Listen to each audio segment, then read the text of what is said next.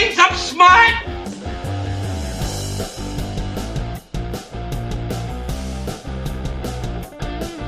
This is bad. This is very, very bad.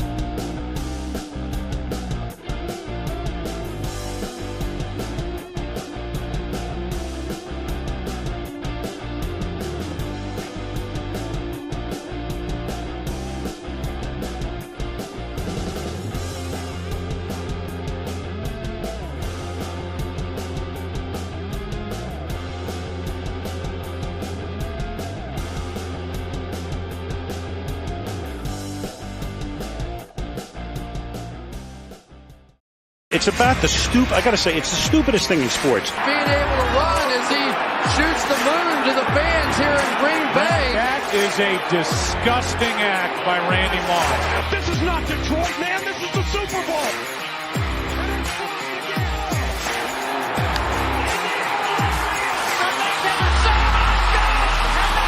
Here we go. Down from the gun to the touchdown. It is caught. This is BS Sports. Good evening, folks. Welcome back. Episode number 18. Seth is gone again. Home Depot does not want him to do the show. I basically concluded that. But that's okay. Hopefully he'll be back next week. And it's unfortunate that he can't be back this week because, my goodness, what a weekend. A absolute whirlwind of emotions. We had the Lions win on Thursday. We had the Spartans win on Saturday. We had the entire NFL weekend. And basically, in, I would say both cases, everything fell apart for the general public or me. Things got very crazy very quickly over just the past couple of days. And we're going to talk about it. Just a couple of things I want to point out. I don't know if it's going to be noticeable throughout the show. I'm a little bit low energy. I don't know if I'm coming down with something. I haven't really been able to have much of an appetite recently. I don't know what it is. I've heard from some people that I've been around that potentially there's some sort of viral thing going around in the greater Lansing area. So I don't feel like so sick that I couldn't do the show. But if I'm a little bit lower energy, and I don't even know if it's going to be noticeable, if I'm a bit lower energy, that would be the reason. So, I guess we'll just start with the thumbnail because this was what took away what was going to be the thumbnail was Mel Tucker, and that was going to be the headliner. But I feel as though I am obligated to talk about this, because for one, Aaron Rodgers has a particular history with my Lions. And I wanted to talk about it. And I wanted to give something of a level-headed take on the whole thing. And we'll get into some of the other stories in the NFL as well. But I wanted to focus on this in particular, because there's a lot of similarities, I think, between the Lions and the Jets going into this year, where the Lions were kind of they were a very hyped team, and so were the Jets. The difference I had with the Jets was I just didn't really trust Aaron Rodgers combined with that offensive line. And, I hate to say I told you so, Jets fans, but you bring in a 40-year-old quarterback with that offensive line, it shouldn't be much of a surprise that he's going to end up getting hurt.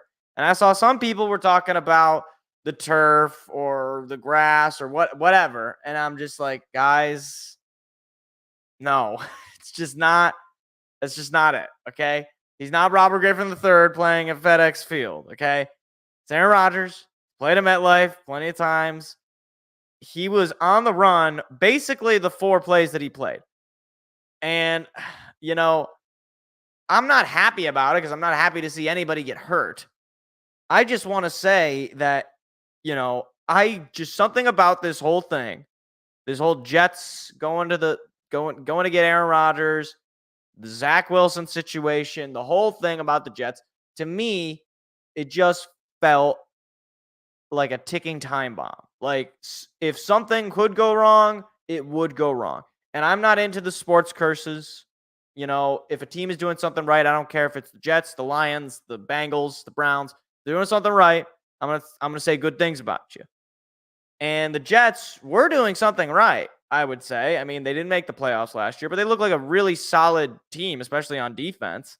They look like they were about a quarterback away. And they went and they got Aaron Rodgers, who even a weak Aaron Rodgers from last year, certainly better than, Zach Wilson was this year or this past year. But I guess now we'll see. Zach Wilson has the opportunity here to redeem himself and try to be that quarterback that they drafted second overall. And,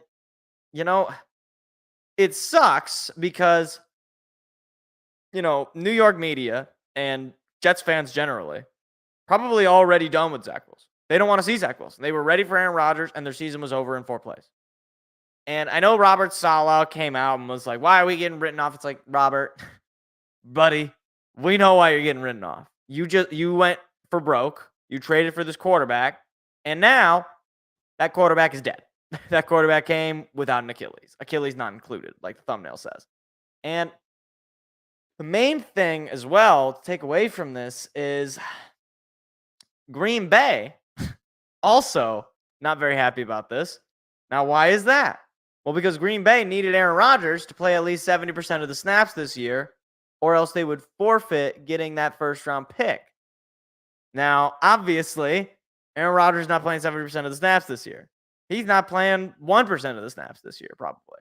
He's probably playing 0.001% of the snaps this year. I don't know if the math is right on that, but that's just like, that is amazing to me. Like, that it seems like both teams could lose this trade. Because let's also be realistic. Is Aaron Rodgers at 41 years old going to come back, presumably in the same offensive line? I guess not necessarily. They could improve on that front, but probably not all that much.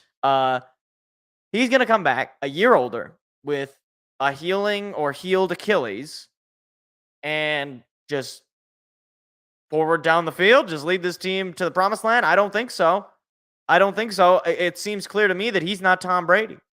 And Tom Brady, love him or hate him, he seems to be the anomaly in this situation where he is able to just continue to play all the way until he's 45. And even when he was 45, that was when he started to show some sign of regression. And even then, it was like still a pretty okay year, just not okay by his standards.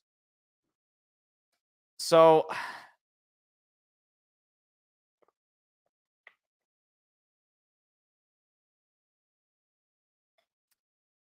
all that being said, I will say the other takeaway from that game is Josh Allen.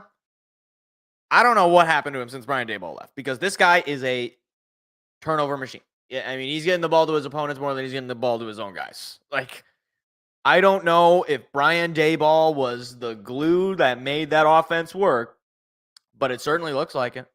And I know it's just week 1, and he could adjust, and he can end up looking really good. And I had them winning, over 13 games. I had them in a pretty high win total this year. So, not that has any bearing on, reality, but it's one of those things, where if you're Bills fans, and especially if you're Josh Allen, you got to be thinking how much time until people are thinking, you know what, we're kind of done with you, Josh. Like, I get it. He had those crazy couple of years where he was one of the best looking quarterbacks, but also pretty much been playing second fiddle to Patrick Mahomes for most of his career, if not all of his career. And furthermore, he was basically given a victory on the road there, as far as I'm concerned. That is a victory waiting to happen, as far as I'm concerned. Like, you cannot lose to Zach Wilson if you're supposed to be a top 5, top 10 quarterback in the league. You just can't do it.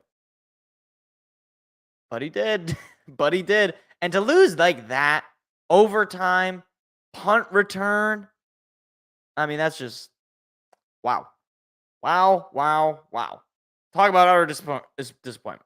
But speaking of the opposite of utter disappointment, we're going to go back to the top, and we're going to talk about the Lions, who actually won their game, who actually performed at a level that was incredibly competent, incredibly professional, And my 3 takeaways. Let's start with this.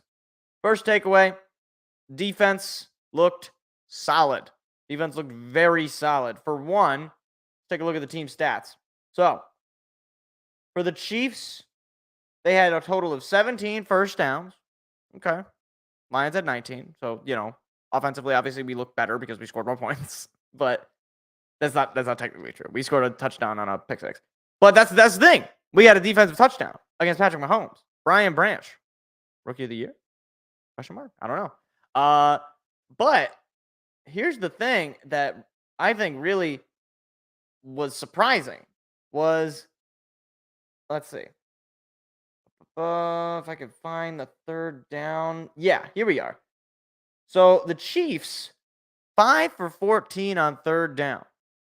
That's the definition of getting off the field, as far as I'm concerned. If basically 1 out of every 3 times you're winning the third down matchups, I'll take it. And credit to the Chiefs. They did the exact same thing to the Lions. 5 for 15 were the Lions. Nothing but credit there. The other thing to point out were the penalties. So the Lions, they had 4 penalties total, which is not a lot. They were total for 63 yards. I mean, the yardage is kind of skewed because they had a big pass interference, and I don't know how many yards that was. That was probably overselling it, but a lot of penalty, or not a lot of penalties, I should say, which is an improvement, especially from last year where you had seemed like every other play Amani Oruwariye was called for holding or pass interference and extending drives for defenses. And I mean, was it amazing? No. But as far as I'm concerned, if you hold Patrick Mahomes to less than 300 yards, that's a win. I mean, we held Patrick Mahomes to 226 yards and 6 points in the second half, I should say. 226 yards. Their leading rusher was Patrick Mahomes. Okay? They couldn't run the ball. Their leading receiver was Marquez Valdez-Scantling for 48 yards and a couple of receptions.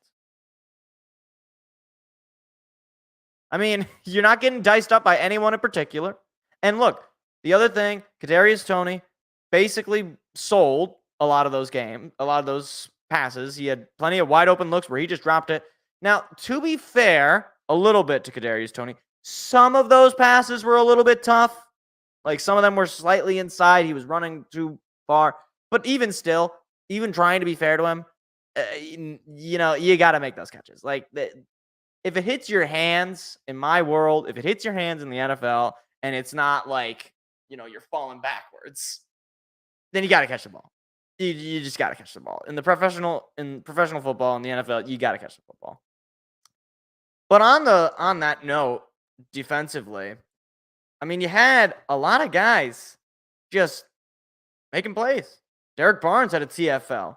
No sacks the whole game. But you had Josh Paschal making plays. You had CJ Gardner-Johnson, 5 tackles, all of them solo. And some great coverage there. You had Alex Anzalone getting to the quarterback. You had Aiden Hutchinson getting to the quarterback. You had, even guys like John Kaminsky, who had a solid, I guess they didn't score at a sack, but he had what was a third down stop where Mahomes had some room to run and Kaminsky able to close in and, put it away.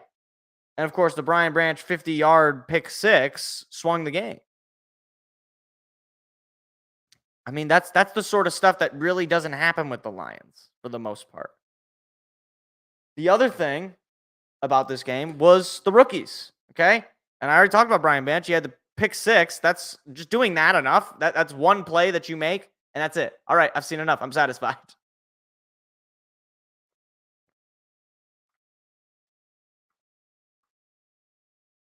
But you also had Jack Campbell. I didn't know he was French. Jack Campbell, who he had just a few tackles, but he made a really fine play, diving and deflecting a pass to, I believe, Kadarius Toney. So I don't even know if he necessarily would have stopped that. But regardless, he looked like an adult on the field. He looked like probably one of the best linebackers on the field for us. Now, granted, he didn't get all the tackles because Alex Anzalone is still a vet of this league, and he's still he's a fine player, and Derek Barnes also looked pretty good from the linebacker position. They really couldn't run the ball, and that was part of the reason that I think they just weren't able to have their way with us, because given the fact that they had no Travis Kelce, their passing room is actually not very good. Like it's pretty raw. Not that it can't get better. Kadarius Toney looks lost, frankly. I don't know if he's going to get better, but you were trying to pass with guys to you're trying to pass to, Pacheco or Clyde Edwards-Helaire, McKinnon, and it seemed to me that it was a lot of guys getting a lot of different targets, and none of them really shine. I mean, you didn't have a single receiver who got more than 50 yards receiving. The Lions had 2. And one of them had as many receptions as their leading as their leader in receptions that game, Isaiah Pacheco, but he had, twice as many yards. And that was Josh Reynolds, by the way. But more on the rookies, Jahmyr Gibbs, on just 7 carries, had 42 yards. Now compare that, of course, to David Montgomery, who had 3 times as many carries for 74 yards and a touchdown, to be fair. David Montgomery looked really solid, but that's 3 times as many carries, and Jahmyr Gibbs got almost half the amount of yards. We'll see what we get with Jahmyr Gibbs. I think he's going to get a whole lot more targets, whether it's on the handoff or, of course, in the passing. And Jahmyr Gibbs did catch a couple of passes. He caught them for 18 yards. So in total, Jahmyr Gibbs accounted for 60 yards. Yeah, 60 yards. About half the field. And he didn't drop a ball. He had a few missed tackles as well. I mean, he looked good. I don't know how else to put it. And Jared Goff looked good. They just looked like adults. And I think that's the thing. I know that's sort of a cliche line, but they just look professional. They look like they look like they deserve to play in that game. And I don't know what the result would have been if Travis Kelce and Chris Jones played. I don't know. We might not have won the game. But you know what? If we would have had, Emmanuel Mosley and Jamison Williams, who knows what that game would have been like, right? I mean, we were missing players. They were missing players. It's the NFL. What are you going to do? Right? And look, it's the first time the Lions have ever started the year, I think, this hyped. It's the first time they've won their opening game since 2017, which was also the last year before last year that they had a winning record. Now, granted, it was 9-7, so, not exactly hoping for that year, but yeah, that was some of the main takeaways. Now, the only thing is, with the offense, obviously, they left a lot on the field, I would say, as far as points. Not great on third downs. I mean, well, I shouldn't say not great. 5 for 15 is like you're playing against a pretty good defense at that point. But I would like to see more conversions on third downs. And generally, they had some mistakes where Marvin Jones, the fumble in the red zone, that could have switched the game. We could have won this game by 8 points, potentially. Jared Goff didn't throw any interceptions or anything, but there were times where we just would go 3 and out to just like when the opportunity presented itself where we would be able to run away with the game, we went 3 and out. Lucky for us, it was, football on both sides. The defense stepped up when the defense needed to step up, and frankly, so did the offense. The offense went down the field late in that game, got that running touchdown from David Montgomery, and the rest was history. It was just a matter of the defense stepping up and holding Patrick Mahomes back and Kadarius Toney driving balls. But I guess my main takeaways from this game, I think we left some points on the board, but we looked like a professional unit. The defense looked much improved, and I think we're going to be going up against a much less threatening team in the Seattle Seahawks. And look, I thought we could have beaten the Seahawks last year. If we had a defense, we probably could have beaten the Seahawks. And I think they didn't look too great. Geno Smith looked a little lost out there for a bit. And we'll see. We'll see what happens. I'd be very disappointed if we end up losing this game. And we'll get to the predictions later in the show. But that's a game, I think, where if the Lions go if they start 2-0 and then you go into the Falcons, a team that, while they might be a pretty fun team and they run the ball pretty effectively, they do not have a passing game. So that's you just got to stop the run essentially on defense, and it's going to be in your house. I mean, I'm not going to go down the schedule because we're on to Seattle, and I already pointed out when I did the win totals, I had the Lions at 12 wins. So as far as I'm concerned, I need 11 more wins until I'm satisfied with this season. I don't care where you get them. I don't care who you beat. Just beat 11 more teams. All I ask. That is all that I ask. So we'll see. We'll see. It was a good night. It was a great show. You can go and watch my live reaction where I screamed like a child. I screamed like an insane person. But speaking of, okay. See, here's the thing, because I don't know how I'm supposed to do this, because I would like to break down the MSU Richmond game, where MSU looked like a much more competent team throughout the whole game than they did against Central Michigan. Problem. Mel Tucker decided to be a dummy. Mel Tucker decided to be a complete dummy. And so I think we'll have to start with that, and we'll break down the game in and of itself, and we'll just we'll try our best to, we'll try our best to do something with it. But if you haven't heard the news, Mel Tucker accused sexual misconduct. USA Today article. Let me pull up the headline here. Michigan State football coach Mel Tucker accused sexually harassing a rape survivor. That is right. Brenda Tracy, prominent rape survivor and activist, says Mel Tucker made sexual comments and masturbated without consent during a phone call. Complaint led to an ongoing Title IX investigation. Now, I don't advertise this as a kids show anyway. Although we do try to keep it sort of FCC regulated. It's not, we're not dropping any bombs typically, unless it's the NBA draft lottery, then mistakes were made. But this, to me, if you are a bit squeamish about this sort of thing, I would advise not listening in, because frankly, this behavior is utterly disgusting. It is without, there's no coming back from it as far as I'm concerned. And Mel Tucker at this point has been indefinitely suspended and probably will not have a job by the end of the year.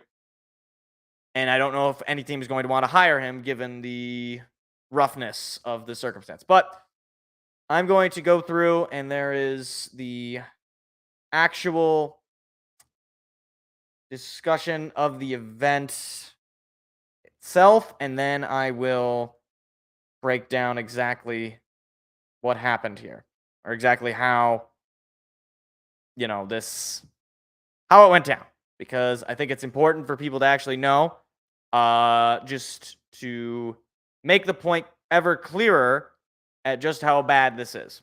So, let's see if I can find. All right, so there had been something of a relationship brewing between Miss Tracy and Mel Tucker. Mel Tucker is, of course, a married man. I don't know if he has any children. I'm assuming he does, but I could be wrong. So Mel Tucker, at some point, has some sort of flirtatious relationship with this woman. It's sort of unclear as to what the nature was of this relationship, as to how far it went. According to Miss Tracy, it was never supposed to go any further. However, here's some of the story from USA Today that I will read exactly. And I quote, "They, Tucker and Tracy, frequently made flirtatious comments about each other's looks and bodies," Tucker said. This is according to Tucker. Tracy told him she wanted a, quote, sugar daddy who would pay her a monthly amount to be his girlfriend, he said, and that she would be, quote, all over him if he wasn't married. Okay. So just to break that down for a second. So this woman is a rape survivor. I wouldn't be surprised if she is not, totally over that trauma and still believes in this sort of, domination via sugar daddy prostitution type stuff. So that's a little bit of a red flag if it's true. But the thing is, if you're Mel Tucker, if you notice that, your reaction should not be, oh, I'm going to engage with this, especially when you're married. So, continuing on. Tucker said they had acknowledged their mutual desire for a romance, but agreed it would be, quote, too messy because of his marriage and the physical distance between them. On the contrary, Tracy told the investigator that Tucker's romantic interest was entirely one-sided. She said she came to feel he was less interested in her cause than in her. So, I don't know who's telling the truth. Okay, I could see Tucker's story about how their relationship was being true, but I could also see Tracy's story also being true. They both are fairly plausible. Meanwhile, we get to the call. So here it is in its fullest form. So again, viewer discretion advised. 12 days later came the call. Tracy was in her home office in Oregon. Tucker, who was in a hotel in Florida, called her at 12:39 a.m., as phone records show. The call lasted for 36 minutes. Red flag alert. Why are you calling a lady that's not your wife at 12:39 a.m.? Also, why are you calling her from a hotel where presumably you cannot be caught, right? Where you're in a very private situation. Like, there's nothing good can come for that. And why are you on the phone with her for 36 minutes? This is just a lot of bad things. Quote, continuing on. According to Tucker, became aroused when Tracy made a comment about needing to hit the gym more to look better without clothes on. Okay. Weird comment.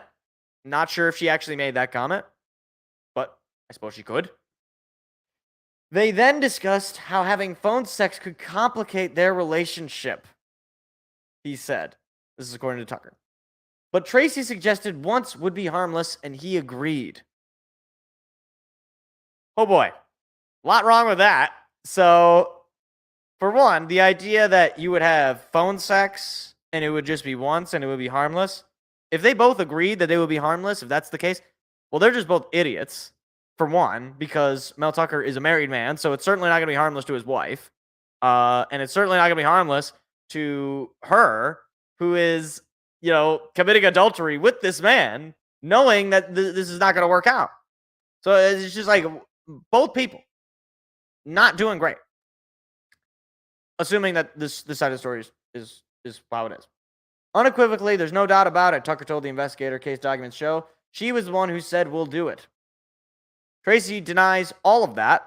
The call started off normal, she said, but when she sent Tucker a photo of them together from the spring game, she said he responded by commenting on her buttocks and calling himself an ass man. Well, Mel, you're not Cosmo Kramer. You're not in proctology. You're not the ass man. Although you are an ass man for doing this. Further, and this is where it gets particularly uncomfortable, she remembered Tucker's voice getting deeper and weirder as he continued talking about her buttocks. She asked him what he was doing, and he said he had a, quote, hard dick. And again, I apologize, this is direct quoting, and was touching himself. You're touching yourself? Tracy asked, according to the investigation report. Tucker responded, yes. Tracy said she thought to herself, now this is where I'm not totally sure about this either way. She thought to herself, oh my God, this is happening and I can't stop it. Well, now technically for one, and I'm not going to victim blame here. But she could have stopped it, right? She could have hung up the phone.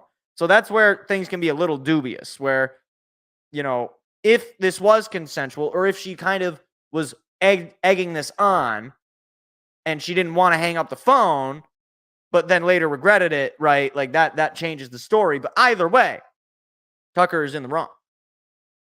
In the moment, she said, it didn't occur to her to hang up. Okay. That's slightly dubious. But again, it's possible. I'm not going to totally rule it out. Eventually, she said something along the lines of, if you do this, I don't ever want to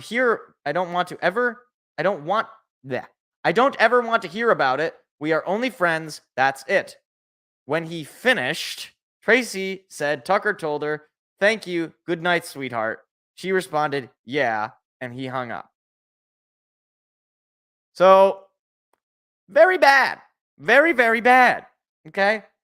No matter how you spin it, even if Tucker's side of the story was true, which seems to be dubious, Tucker cheated on his wife, committed a Title IX violation by having a relationship with a woman he's supposed to be working with, and further, just looked like an ass. I mean, he said he's an ass man. Oh, that's right. You are an ass man. You just need a comma. You just need a comma after the ass man, because that's what you are. And regardless of whether this was consensual, and regardless of whether, both parties did some sort of wrong here, Mel Tucker is certainly in the wrong for making an ass out of himself and embarrassing Michigan State for a non-football reason. You want to embarrass yourself for non-football reasons? Hey, there's plenty of coaches who've done that at Michigan State. John L. Smith needs to name one. But John L. Smith didn't never, have sex with a person he loves over the phone, if you catch my drift. If you're going to get fired for a job, or if you're going to get suspended for a job, at least get suspended or fired for your performance at the job. Okay? I don't need this. I don't need you to do this. I don't think anybody needed you to do this. And I'm not this person who says, oh, well, it's Tucker's private life and let him do whatever. No, okay? He is a public figure. He puts himself out as the leader and a representative of this football program, and this behavior is unacceptable. Full stop. That's it. Even if this was consensual, I don't care. He deserves everything that's coming to him. He looks like a complete degenerate, and it's unbecoming as somebody who's supposed to lead these young men in not just football, but in life. Let's be honest. He's bringing in 18-year-old kids who still don't know exactly how to act. And now that nobody knows how to act at 18. You're supposed to lead by example, Tuck. And look, the jokes write themselves.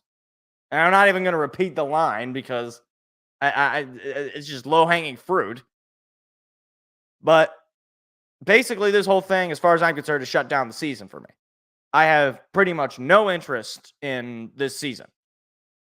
Not in that I won't watch, but in that I just won't really believe in anything. There's nothing for me to believe in because as far as I'm concerned, nobody's sticking around. Pretty much everyone's going to be exiting in the transfer portal. Right? I mean, anybody that was coming here via recruit was recruited by Mel Tucker or Mel Tucker's staff, and none of those guys are going to stick around. It's going to be a house clearing event by, November, by Black Friday, when we're probably 4-8 or 4-7, or maybe if we're lucky, we'll be 4-7. There's just no coming back from this. And so Michigan State, which, they were sort of struggling last year. You weren't really sure what you were going to get this year. And we basically will never know the quality of Coach Mel Tucker could have been. We know what he was in 2021. And we know that the first couple of games, it seemed like maybe there was some sort of sign of improvement. But at this point, we won't know. Because right now we have, I don't even know who they put as the interim coach. Let me see if it says in one of these articles.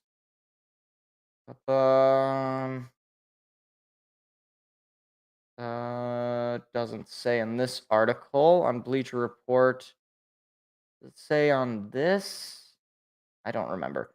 I know Mark D'Antonio is back as a assistant coach, which to me is already just kind of a funny. He's trying to get his redemption arc in, and it's like, all right, thanks, Mark, appreciate it, but certainly didn't want it to be like this. With that being said, I suppose I can break down the Richmond game for what it's worth, because we do still technically have a season to play. And I can't wait, because Michael Penix is probably gonna put up 400,000 yards on us. So should be fun. But I guess we can. I'm looking at the ESPN page. None of the guys on Richmond have pictures. That is utterly disrespectful, and I will not have it. That's not right to the Richmond Spiders. They are a respectable. They are one of the programs in college football, and they deserve respect.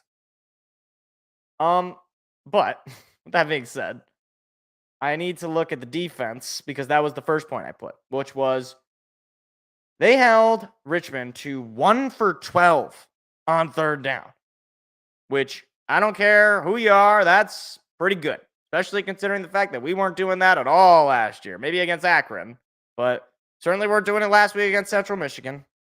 Or I should say, we were doing something similar against Central Michigan last year. So it seemed like last week. I'm all over the place. I apologize. Defense looked pretty solid. Held them to less than 200 yards. And I believe we had hold on, let me look at the box score. I think it was it's something insane in terms of the TFLs and sacks. We had 7 total sacks and 13 total TFLs.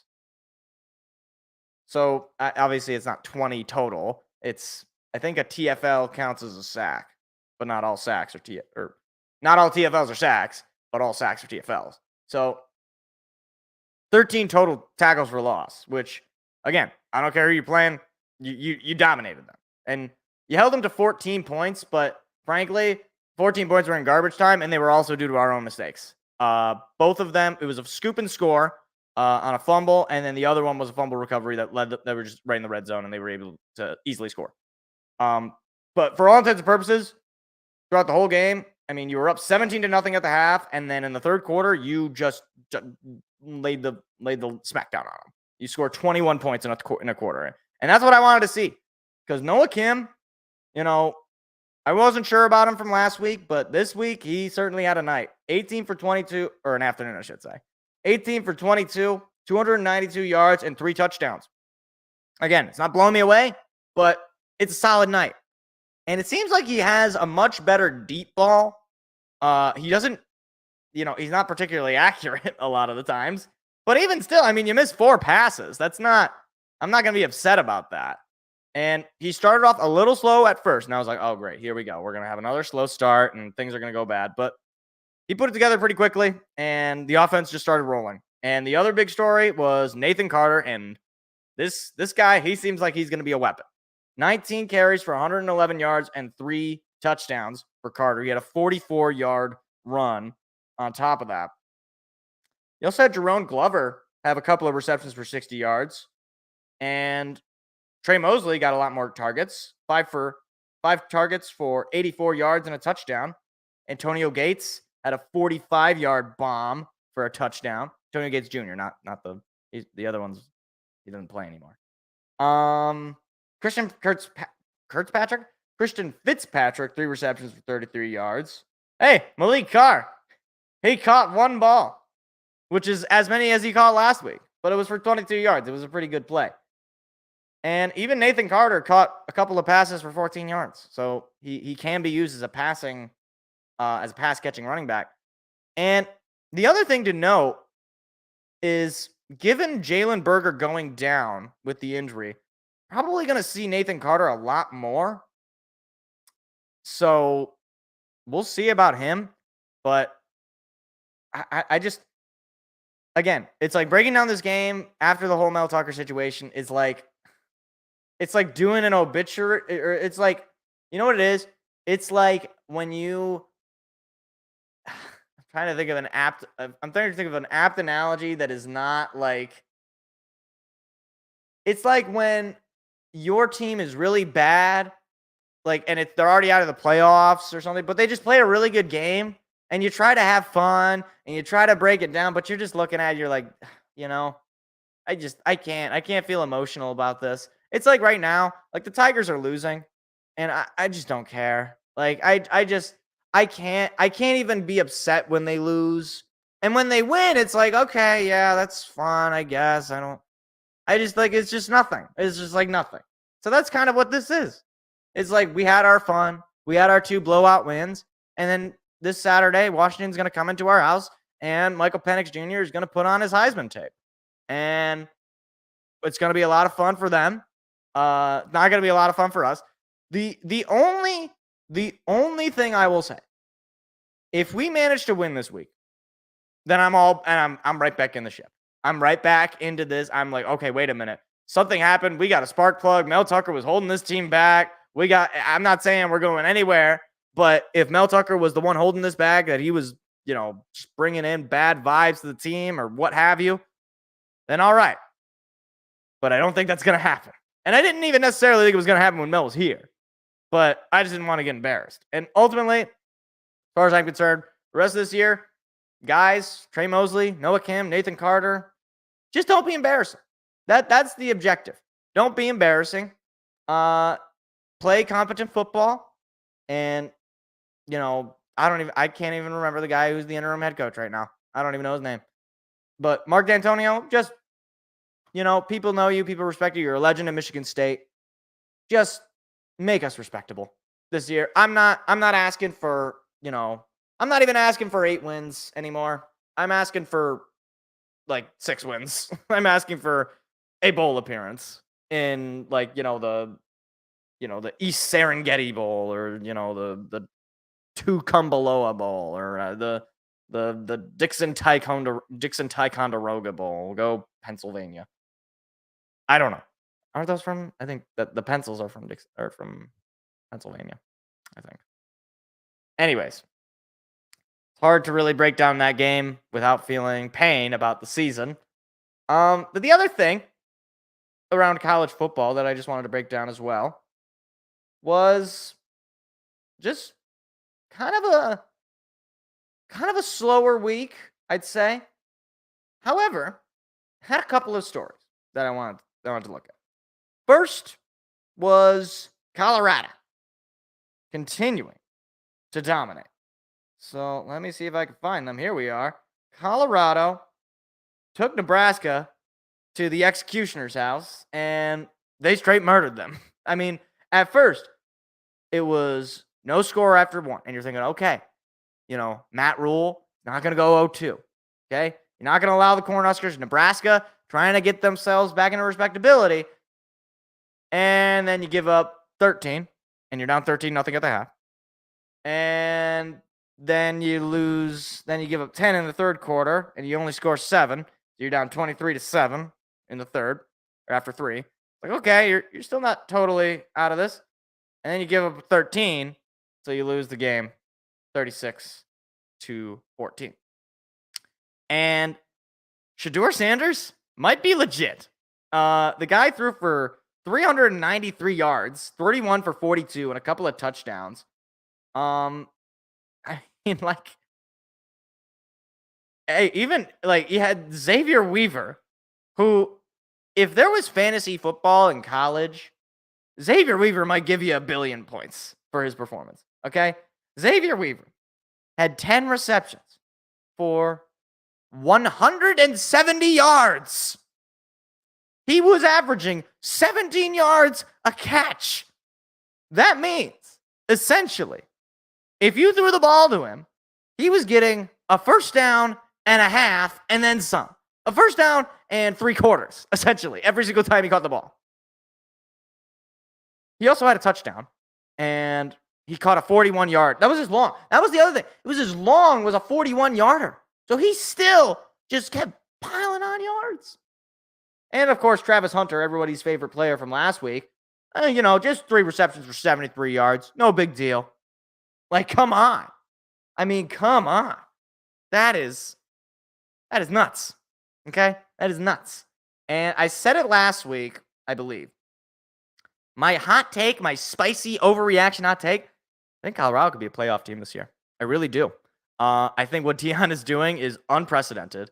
Colorado is a nothing program, and they've been nothing my whole life. And all of a sudden, Deion comes in, places the entire team with his guys, and he is proven everybody wrong about that program, that you can win anywhere. As far as I'm concerned, what Deion is showing is if you get the right guy, if you get the right coach, you can win anywhere. Because if you can win in Colorado, I'm convinced he could go to Richmond, and Richmond would be winning 45-14 against Michigan State. I mean, like, honestly, he seems to be that good as a recruiter, it seems like he's the package deal. I've never seen a coach totally flip a program around this quickly in my entire life.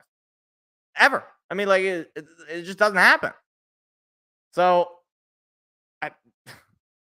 at this point, I'm just rooting for the chaos. I'm rooting for Colorado to just go undefeated and make the playoffs. I'm rooting for it. I don't know who they play next. I guess we'll look at it in just a little bit when we preview the schedule for college football this weekend. But it's wild. I'll just say that. It's wild. The other wild thing that happened was Texas might be back. It was a meme. It was a meme for so long that Texas was back, and they actually were not, in fact, back. But this year, they knocked out Alabama in Alabama. I mean, the stats here, Quinn Ewers, 24 for 38, 349 yards, and 3 touchdowns. Looking at the box score, you had Jatavion Sanders. I apologize if I mispronounced your names, Mr. Sanders. 5 receptions for 114 touchdowns. Now that would be something. 114 yards. He didn't score a touchdown, but you had Adonai Mitchell, 3 receptions for 78 yards. He had a couple of touchdowns. You had Xavier Worthy, 5 receptions for 75 yards. He had a touchdown. Texas might be for real, and Alabama might be in just collapse mode. It might be the end for Nick Saban. I mean, last year, they really weren't that exciting of a team. They didn't make the playoff. And, we weren't really sure what was going to happen this year. We don't know where they're at in quarterback. And Jalen Milroe, he 14 for 27, 255 yards, a couple of tutties, and a couple of picks. That's not going to cut it. It's not going to cut it. It just won't. So we'll see if Alabama continues to sort of spiral downward here. I mean, they still got plenty of year to play. They could, win their next 11 games and be fine, or win their next 10 games, I should say, and be fine. But I'm not convinced of it, and the AP polls aren't convinced of it because Alabama's dropping like a bowling ball on the surface of the moon. I don't know if that makes sense. I don't know physics. Does that make sense? Does gravity's worse on, or no? Gravity is lighter on the moon. That wouldn't make any sense. Shut up. Okay. All right.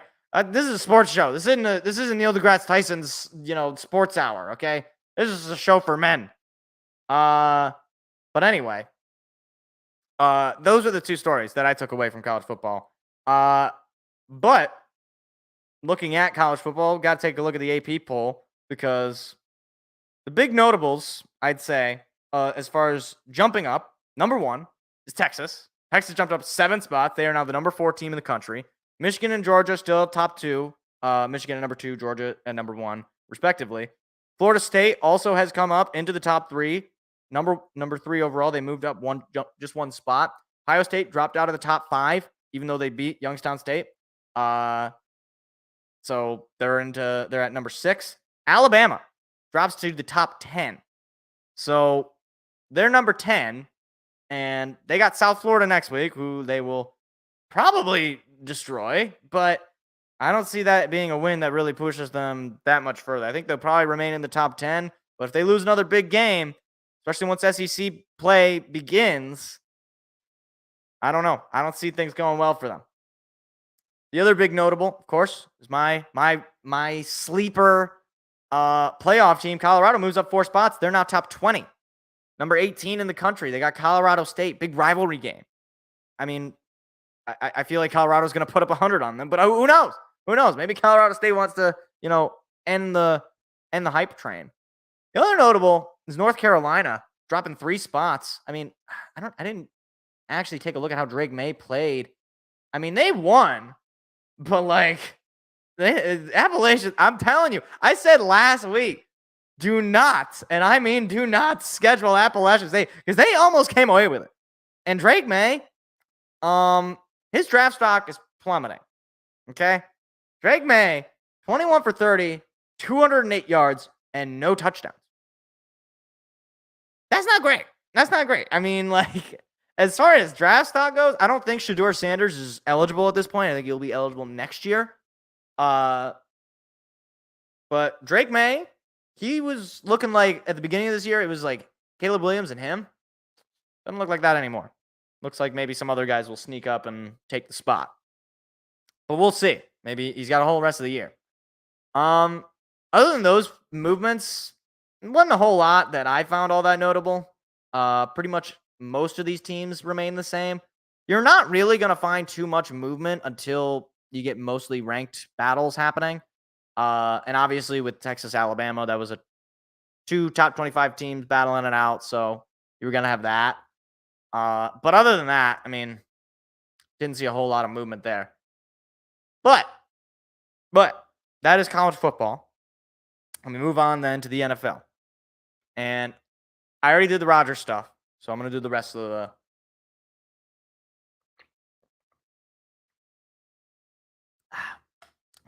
league right now. Or not the rest of the league. The stories that caught my eye. Okay? First one. The Vikings. Oh, the Vikings. A team that I put, I believe, winning like 5 to 8 games or something like that. Because I think they were utter frauds last year. They got away with murder last year. And we saw it on display. They dropped a home game to a Buccaneers team with Baker Mayfield, who has been thrown around to seemingly every team in the league at this point. He's in the real life QB carousel, but it's not like the team is switching quarterbacks, is that he's switching different teams. It's the team carousel for Baker Mayfield. And I got to admit, looked pretty good dialing up Mike Evans especially. And he led a successful drive there, and the Vikings were just unable to stop him. That defense for the Vikings looked awful. Just gives me more confidence that the Lions are going to have a field day, I think, on that defense. The other particular player, and this one felt like the ultimate euphoria because I was a little worried. In the back of my mind, I was thinking, you know what? Maybe I am just a hater. Maybe I am just not giving this guy enough credit. I'm being too mean. I'm making fun of him, and it's gonna backfire, because I'm going a little too far. But it turns out I didn't go far enough. Justin Fields is terrible, and I'm not afraid to say it anymore. And as far as the Bears fans who were talking about MVP, talking about winning this division, have fun with him, because this guy I have never seen in my entire life. Let me pull up the box score. I did not have the box score link already, but I have never seen a team get so much hype for accomplishing absolutely nothing, and a quarterback in particular get so much credit for doing absolutely nothing in my life. Justin Fields was 24 for 37 for 216 yards, 1 touchdown, 1 interception. That's not good, Justin. That's not good. 78 QB rating on ESPN. 21.6 QBR, again on ESPN. He also ran for 59 yards, no touchdowns. So that's the thing. He can run. That's true. But he can't pass for his life. He just cannot. And, oh, by the way, your big trade acquisition for the number 1 overall pick, DJ Moore, I'm sorry. I didn't even know he played because he only caught 2 passes for 25 yards and no touchdowns. I mean, Darnell Mooney got more touchdowns than DJ Moore. I don't even know who Darnell Mooney is. Darnell Mooney could walk into this room. I don't know who he is. I think he was a burglar or an unexpected guest. Maybe I'd grab a coffee with him. I don't even like coffee. I mean, look, as far as I'm concerned, Bears fans, you got to eat this crow because all offseason, talking about how great Justin Fields is, you finally got a quarterback. No, you don't. No, you don't. You got a bona fide scrub. You got a bum. And you traded away the number 1 overall pick. Now, I don't even think Bryce Young is going to be good. I don't know. I don't know anything about Bryce Young. We'll find out. But you traded away that potential of replacing him. And your offense looked pathetic. Your defense looked even more pathetic. And you're probably going to be a very, very bad team this year. You're probably not going to be much improved. And I wouldn't be surprised if by next year, Justin Fields not the starting quarterback. Wouldn't be surprised. I don't know who's going to be starting quarterback for the Bears. I don't know if they're going to be as bad as the Cardinals. You basically got to be criminally bad to beat the Cardinals. To beat the Cardinals in the Tank Bowl. But Bears are going to be in the Tank Bowl. That is certain, as far as I'm concerned. That is certain. I will say, I am glad that the Bears are back to using their bear logo and not the C. That's a much better logo. One of the great logos in the NFL. And I say that as a Lions fan who does not like the Bears. So that's how you know I'm not lying. I'm not lying. It was not an intentional pun. Speaking of teams looking absolutely anemic, what the hell was that, New York? And I'm not talking about the Jets. I'm talking about the Giants. That was, without a doubt, one of the worst games I have ever seen played on national television for the whole world. And I've watched plenty of games where the Lions laid eggs. But I thought maybe the Giants would be an okay team. I thought maybe Daniel Jones would be kind of like a middle quarterback, slightly above average, might make some plays on his feet. Saquon's a fun player. You know, he could make some big time plays. And nope. No.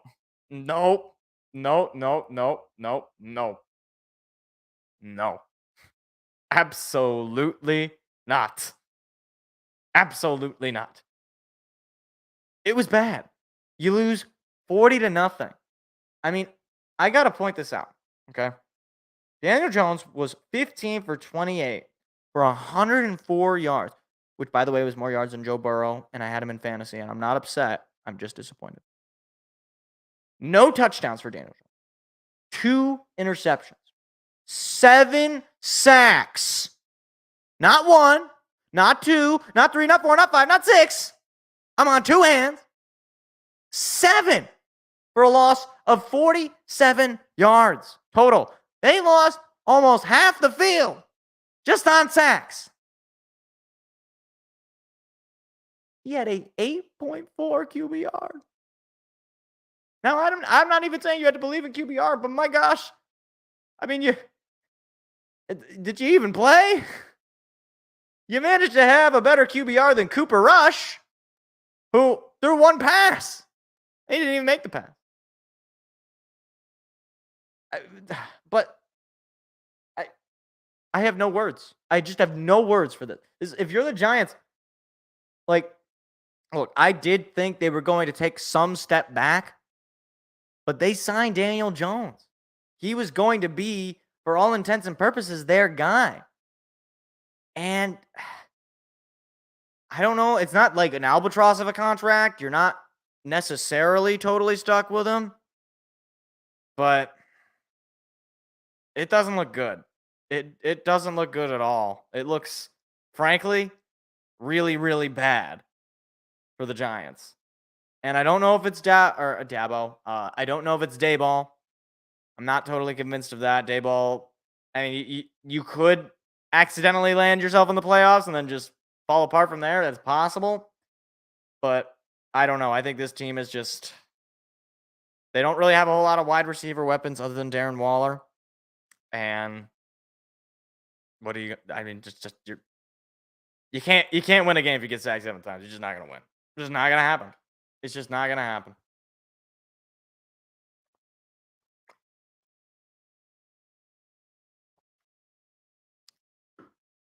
But and also, by the way, Daniel Jones fumbled two times.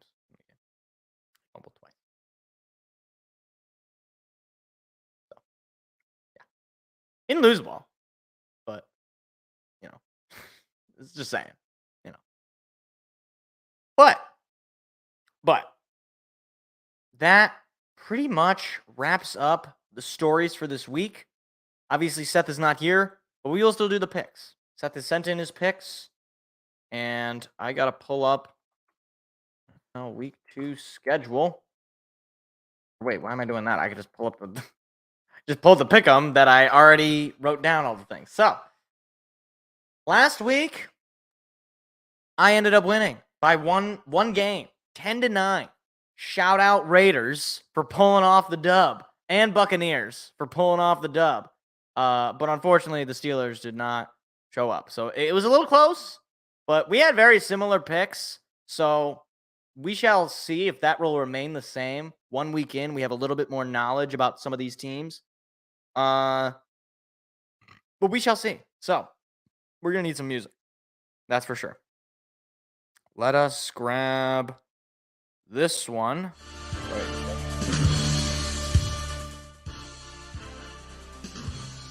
We'll put it at about. This is maybe we could probably turn it up a little bit. All right, let's run it back. All right, so let me pull up Seth's picks. All right, for Thursday night football, Vikings heading to Philly, taking on the Eagles.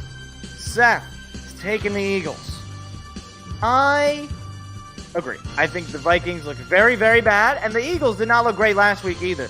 But I think the Eagles will get it right. They're going to head back home. I think Jalen Hurts is going to have a nice homecoming, and that Viking defense is terrible. So if you can't score against that defense, then Eagles fans, you might be a little concerned. But I still think you're going to come away and win the game because your defense is just I think you're going to knock their socks off. Packers at Falcons. Let's see. Seth is going to take the Packers here. Now, I don't really know enough about the Falcons' defense, but it's in Atlanta, and I think Bijan. Here's the thing. That is an open division, and Jordan Love looked pretty good. I think this is going to be a closer game than people think.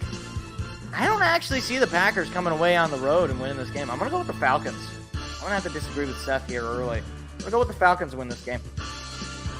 The Raiders heading to Buffalo, taking on the Bills. Seth has got the Bills winning this game. Oh boy, this is actually a little bit tough because both these teams did not particularly impress. But I do have the Bills being one of the better teams in the league. I'm going to have to go with the Bills. I hope Josh Allen has a bounce-back game, figures it out, that offense stops throwing interceptions and fumbles and nonsense. And either way, I mean, you got to be able to beat the Raiders, right? I mean, they look so bad. They look so bad. I mean, there was just... they look bad. They look very, very bad. Like, it was sadness, is what it was. Ravens heading over to Cincy, taking on their rivals. Seth has got the Ravens. All right, look. Only once. Shame on me. Joe Burrow is going to have a bounce-back day, all right? I said at the beginning of the year, Joe Burrow is going to have an MVP caliber season, and that's going to be the one game against the Browns where he signed some blood pact, some sort of, something went wrong in the cosmos. But I'm going with the Bengals to win this game. The Ravens did not really impress me. They played great. They played fine against a awful Texans team, but they were not really able to score all that much, and they lose J.K. Dobbins, which severely hampers their run game, forcing Lamar Jackson to have to throw the ball a lot more. And not that he's a bad passer, he's not Justin Fields, but he is certainly not one of the more reliable players in the pass game, I would say, especially when pressure starts coming at him. And I mean, not necessarily saying that the Bengals have that great of a defensive line, but we'll see. I think the Bengals come away with a win now. Seahawks travel to Detroit. Seth has got the Lions, and I'm going to have to agree. Look, the Lions offensively look a little slow against the Chiefs. But the Seahawks, you lost to the Rams without Cooper Kupp. We're going to be going into this game, in theory, pretty healthy. And our offense at home compared to away last year was night and day. Not that the offense was terrible on the road. It was still pretty good, but it was not as good. And I think Jared Goff, Jahmyr Gibbs, I think they're gonna go off this game. I think this is gonna be not necessarily a massacre, because I still think the Seahawks are not terrible. They have a really good roster, and Pete Carroll is not easy to beat. But the Lions defense is going to be a much improved unit going up against a team that they barely lost to last year. I got the Lions winning this game. I can't take losing to the Seahawks 2 years in a row. I just can't take it. It's not happening. Speaking of losses for the human race, the Colts are heading to the Texans in what can only be described as a offense to football and all good things in this life. Seth has got the... He has the Texans winning this game. Wow. All right. He's got the Texans. That's this is really who's going to die quicker, the 90-year-old or the 91-year-old? I'm going to this is awful. I don't know who to pick. I'll go with the Colts. Just to switch it up. CJ Stroud looked terrible. And he's not going to look great. Well, he might look better against the Colts. But Anthony Richardson at least looked decent. So hopefully, he didn't finish that game. I think he's going to be back. And hopefully that injury is nothing massive or major. But I'm going to go with the Colts to win on the road because it's the Texans. And I'm sorry. Unless you prove to me you can be a winning team, I really can't pick you, even if it's against the Colts. Sorry. Chiefs heading to Jacksonville to take on the Jaguars. Seth is going to take the Chiefs. You know what? I'm going to have to disagree again. I'm going with the Jaguars, okay? Jaguars look good, man.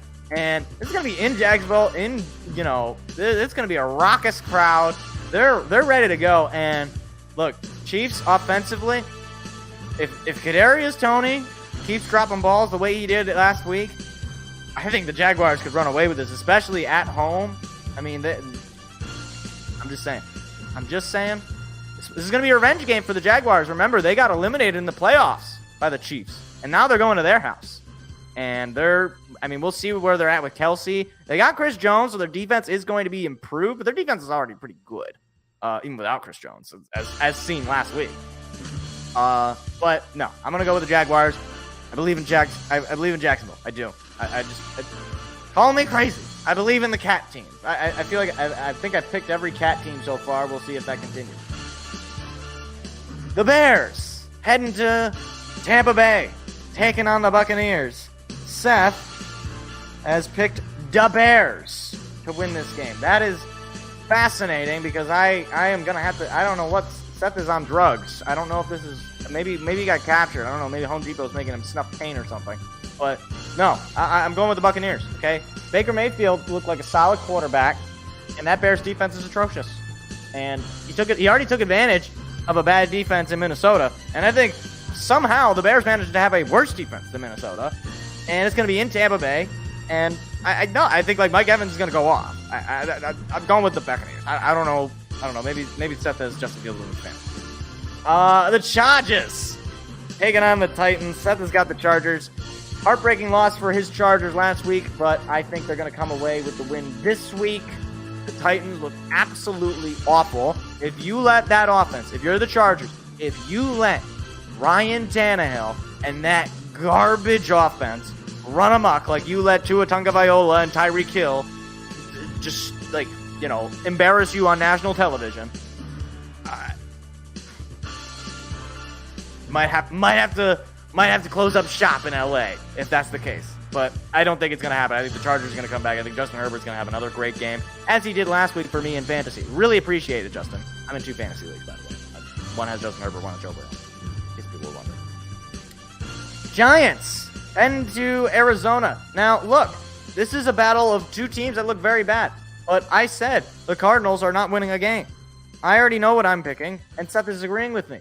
We're taking the Giants, okay? Look, one bad game. Hopefully Daniel Jones figures it out. Hopefully. I mean, come on, please. Don't be that bad.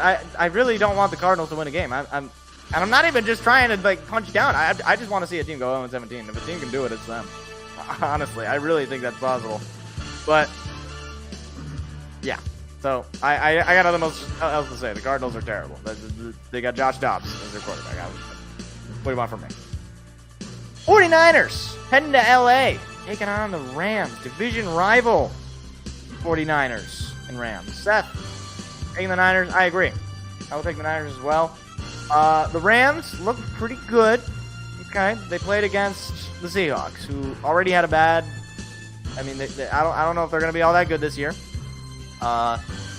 And the 49ers look very good. Brock Purdy looked solid. Christian McCaffrey looked solid. I'm blanking on the guy's name, but their weapons are just, they look solid. They look like a really solid team last week. The Rams, I don't believe them. I'm sorry, I just don't. I think it was a bit of a fluke last week, but we'll see. We'll see. I got the 49ers pulling up the win here. They seem to always beat the Rams, even when the Rams were good. The Jets heading to Dallas to take on the Cowboys. Seth is taking the Cowboys, and unfortunately, going to have to agree, especially minus Aaron Rodgers. Cowboys, I think, are going to have a field day here. That defense looked absolutely monstrous against the Giants, and the Jets' offense could not be any better than the Giants. So I think the Cowboys are going to be doing back-to-back New York victory tours, or New Jersey. That's where they play. So, yeah, I'm going to go with Cowboys. Commanders at Broncos. Again, a game that is an insult to the game of football is this one. And Seth is going with the Broncos to win this game. And all right, I just can't do it. I can't do it. I'm gonna break code. I'm taking the Commanders. Look. Okay. That game last week for the Broncos, they looked so ratty. I mean, first play onside kick that you don't get. That was the moment.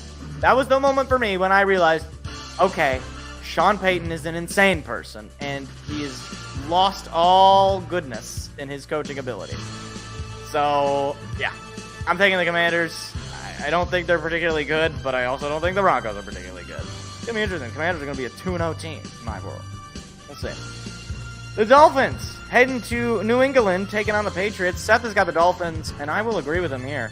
I mean, look, Tua, he threw for like a bazillion yards, and I had him on my bench in fantasy, and I will never forgive myself. And if you have another game like you did last week, Joe Burrow, I'm going to find you.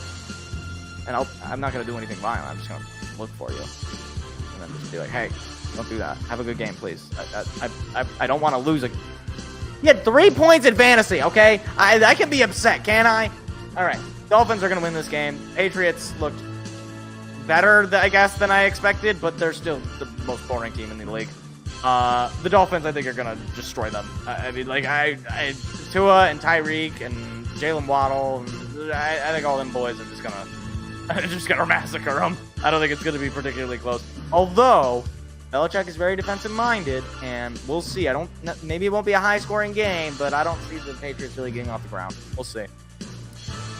And then, that was the Sunday night game, by the way. We have a doubleheader on Monday nights. We have the Saints heading to Carolina, taking on the Panthers. And the Saints looked very poor. The Panthers looked like they had some life. Seth is going to take the Saints here. I'm going to disagree. I'm going to take the Panthers. Okay? Bryce Young looked not amazing, but he didn't look like awful. Like, he looked like okay. You know? I don't know. So I'm just trying my best here. And that offense for the Saints looked so bad. I pity the fool who wants to watch that game on Monday night. I really do.